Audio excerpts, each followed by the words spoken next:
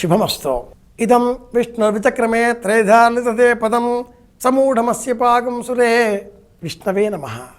శనివారం నాడు ఎంత భక్తితో ఏడుకొండలవాడిని సేవించుకున్నామో, తెప్పోత్సవంలో దర్శనం చేసుకున్నామో, ఆదివారం నాడు అంతే భక్తి శ్రద్ధలతో సూర్యనారాయణమూర్తి స్తోత్రం చేయాలి అంటుంది మీ శుభదినం. అయితే ఈ ఆదివారానికి ఒక ప్రత్యేకత ఉంది. అది ఏకాదశి వ్రతం. పాల్గొన మాసంలో శుక్లపక్షంలో వచ్చే ఏకాదశికి ఆమలకి ఏకాదశి అని పేరు.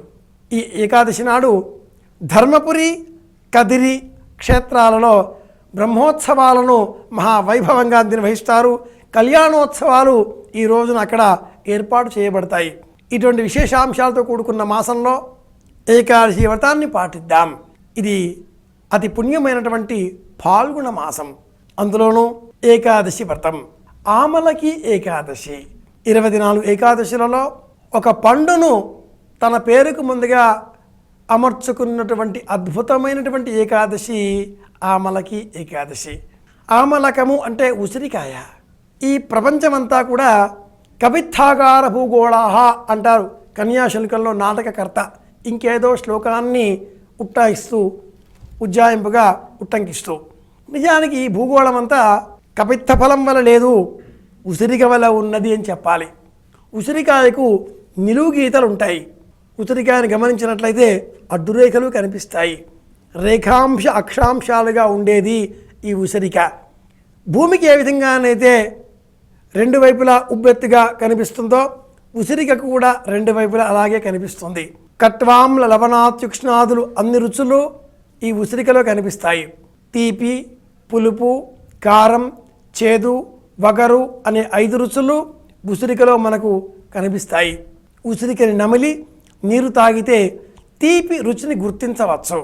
ఉసిరికని నమిలితే ముందు వగరుగా, ఆపిమ్మట పులుపుగా, ఆపిమ్మట చేదుగా, చివరకు కారంగా కూడా రుచులు నాలుక గుర్తిస్తుంది.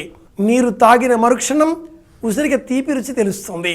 ఈ ఉసిరికకు వీర్యఫలి అని పేరు.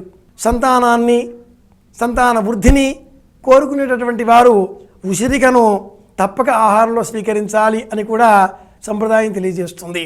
ప్రత్యేకించి భోజనానికి ముందు తర్వాత 2 విధాలుగా కూడా ఉసిరిక మనకు మేలు చేస్తుంది అని కూడా ఆయుర్వేద శాస్త్రం చెప్తుంది. అభుంక్త్వా ఫలకం పథ్యం భుంక్త్వాత్ బదరీ ఫలం అని మనకు శాస్త్రం. అభుంక్త్వా భోజనం చేయకంటే పూర్వం ఉసిరిక సంపూర్ణమైన బలాన్ని ఇస్తుంది. పూర్వకాలంలో భోజనం ప్రారంభం చేసే సమయంలో ముందుగా మొట్టమొదటి ముద్దను ఉసిరిక పచ్చడి, నేతి చుక్క వేసుకొని లేదా అభిగరించి నేతి కలుపుకొని ఆ మొదటి ముద్దను ఒక ఔషధం వలె ప్రాచీనులు స్వీకరించేటటువంటి వారు. ఎటువంటి రోగం వచ్చినా, ఆహారం తీసుకోవడం విరామం ఇచ్చినా అటువంటి వారికి పథ్యం ఏర్పాటు చేయాలి అంటే ఆ పథ్యం పాత ఉసిరిక పచ్చడితో ప్రారంభం చేసేటటువంటి వారు. ఎవరైనా ఏదైనా విషయాన్ని చెబితే ఆ చెప్పే విషయం కాస్త పాతదిగా తోచినప్పుడు ఏదో పాత చింతకాయ పచ్చడి మోస్తారు అంటూ కొట్టి పారవేసేవారు. కానీ ఆ పాత ఉసిరికాయ పచ్చడిలో ఎంత శక్తి ఉందో, ఎంత ఆయుర్దాయాన్ని పెంపొందింపజేసే లక్షణం ఉందో, ఎంత శరీరానికి వర్చస్సును ఇచ్చే గుణం ఉందో. కనుక అన్నీ తెలిసిన ప్రాచీన సంప్రదాయం ఒక ఏకాదశి తిథికి ముందుగా ఇలా ఉసిరిక పేరును ఏర్పాటు చేసింది. ఆమలకి ఏకాదశి.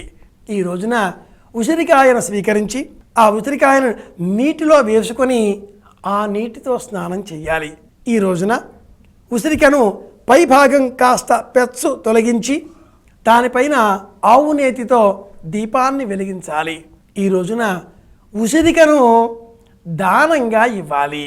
ఎవరైతే ఈ విధంగా ఈ రోజున 3 విధాలుగా ఉసిరికను వినియోగిస్తారో అలాంటి వారికి శ్రీమన్నారాయణమూర్తి అనుగ్రహం లభిస్తుంది అని మనకు పురాణ విజ్ఞానం తెలియజేస్తుంది. ఉసిరికకు సంబంధించినటువంటి విశేషాంశాలతో పాటుగా కదరి, ధర్మపురిలో వెలిసినటువంటి లక్ష్మీ నరసింహస్వామి వారి కళ్యాణోత్సవాలను కూడా ఈ రోజున తిలకిద్దాం. లక్ష్మీ నరసింహస్వామి వారి కళ్యాణోత్సవాలు ఈ మాసమంతా కూడా వైశాఖ మాసం విదియ తిథి వరకు నిర్విఘ్నంగా నిర్విరామంగా నిర్వహింపబడుతూనే ఉంటాయి. ఈ క్షేత్రాలలో ఒక రోజున అని కాకుండా వైశాఖ మాసం వరకు ఈ ఉత్సవాలలో మనం పాలు పంచుకోవచ్చు. ఇవి ఈనాటి ఆదివారం నాటి విశేషాంశాలు. భగవంతుడి కరుణతో మనమందరం ఆనందంగా ఉందాం, అందరి ఆనందాన్ని కోరుకుందాం అని విన్నవిస్తూ శుభమస్తు.